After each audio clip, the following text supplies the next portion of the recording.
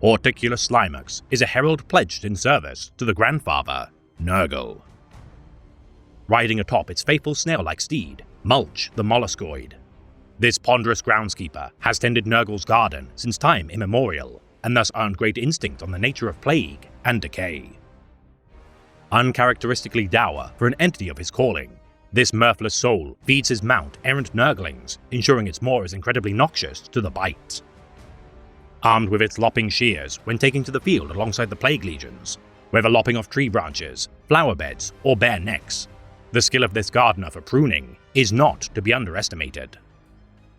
Summoning tendrils from the ground at whim, enabling its sowing of seeds for fell plant life, its own miniaturized gardens in imitation of its masters, is the envy of all the thralls of the grandfather.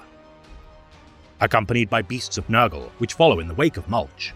When away on campaign, this industrious gardener worries immensely for the well-being of Nurgle's garden, since those that tend in its absence lack the commensurate skill to maintain its harvest.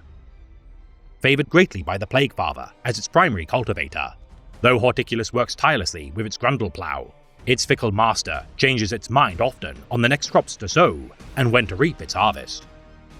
Dispatching Slimax to real space in order to expand the boundaries of the garden, though content to always tend the vegetation within the boundaries of the Great Manse, Horticulus by the will of its sire must always find uncontaminated lands to corrupt.